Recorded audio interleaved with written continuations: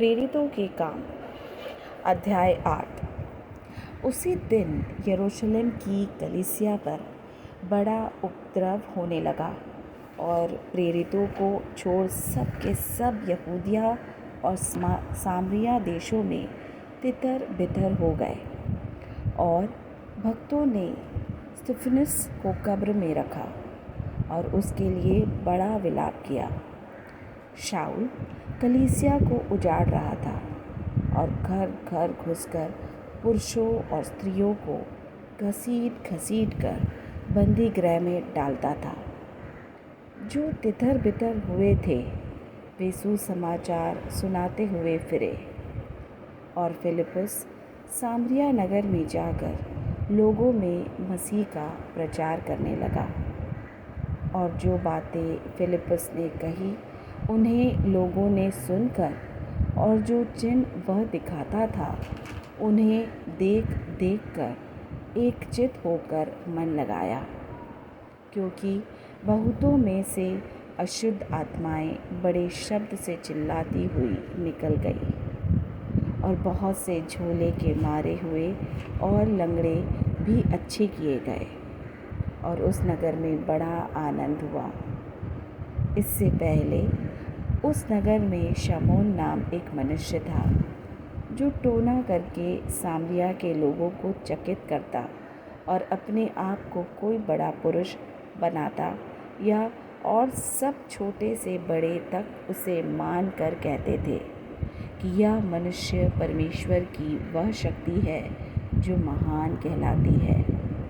उसने बहुत दिनों से उन्हें अपने टोने के कामों से चकित कर रखा था, इसीलिए वे उसको बहुत मानते थे। परंतु जब उन्होंने फिलिप्पुस की प्रतीति की जो परमेश्वर के राज्य और यीशु के नाम का सुसमाचार सुनाता था, तो लोग क्या पुरुष क्या स्त्री बपतिस्मा लेने लगे। तब शमौन ने आप भी प्रतीति की और बपतिस्मा लेकर फिलिप्पुस के साथ रहने लगा और चिन्ह और बड़े बड़े सामर्थ्य के काम होते देखकर चकित होता था।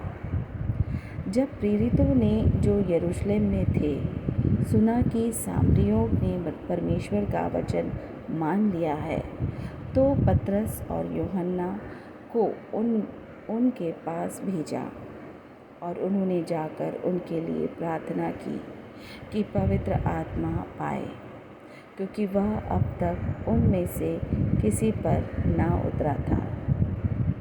उन्होंने तो केवल प्रभु यीशु के नाम में बपतिस्मा लिया था।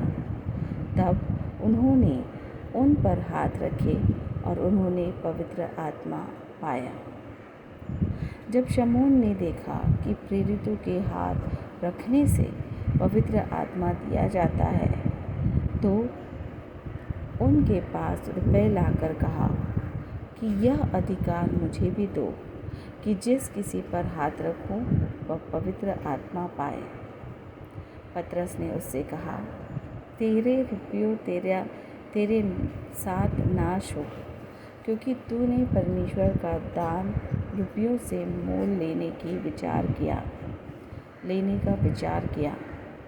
इस बात में ना तेरा हिस्सा है ना बाटा, क्योंकि तेरा मन परमेश्वर के आगे सीधा नहीं। इसलिए अपनी इस बुराई से मन फिराकर प्रभु से प्रार्थना कर। संभव है तेरे मन का विचार क्षमा किया जाए, क्योंकि मैं देखता हूँ कि तू पित्त की सी कड़वाहट और अधर्म के बंधन में पड़ा है। शमौन ने उत्तर दिया कि तुम मेरे लिए प्रभु से प्रार्थना करो कि जो बातें तुमने कही उनमें से कोई मुझ पर ना आ पड़े।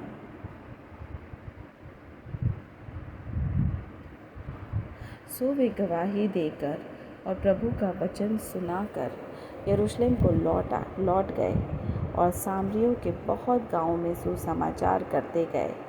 फिर प्रभु के एक स्वर्गदूत ने फिलिप्पुस से कहा, उठकर दक्षिण की ओर उस मार्ग पर जा जो यरूशलेम से अजाह को जाता है और जंगल में है। वह उठकर चल दिया और देखो, क्रूस देश का एक मनुष्य आ रहा था जो खोजा और कुशियों की रानी कंदाके का मंत्री और की खजांची था और भजन करने को यरूशलेम आया था। और वह अपने रथ पर बैठा हुआ था और यशायाह भविष्यद्वक्ता की पुस्तक पढ़ता हुआ लौटा जा रहा था। तब आत्मा ने फिलिप्पुस से कहा, निकट जाकर इस रथ के साथ हो ले।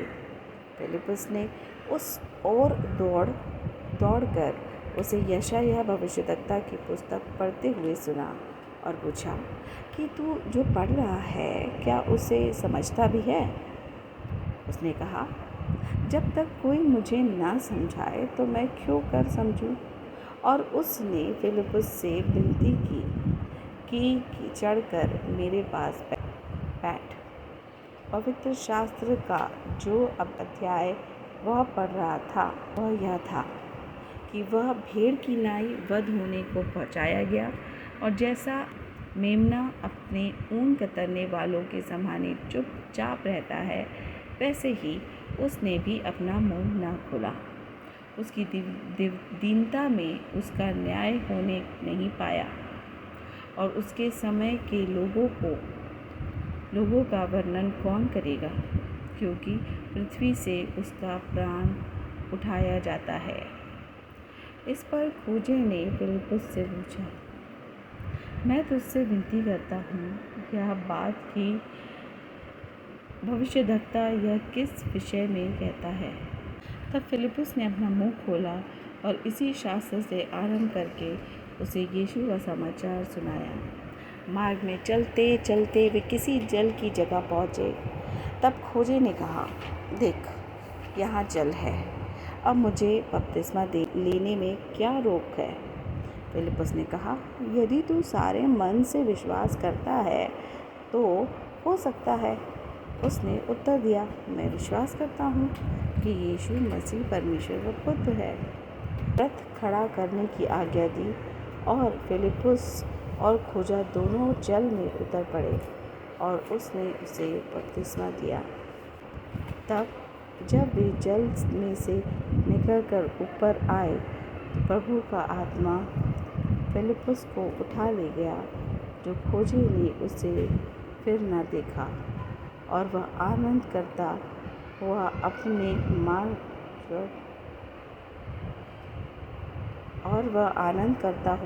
अपने मार्ग चला गया। और फिलिप्पुस अशदोद में आ निकला और जब तक कैसरिया में ना पहुंचा तब तक नगर नगर सुसमाचार सुनाता गया।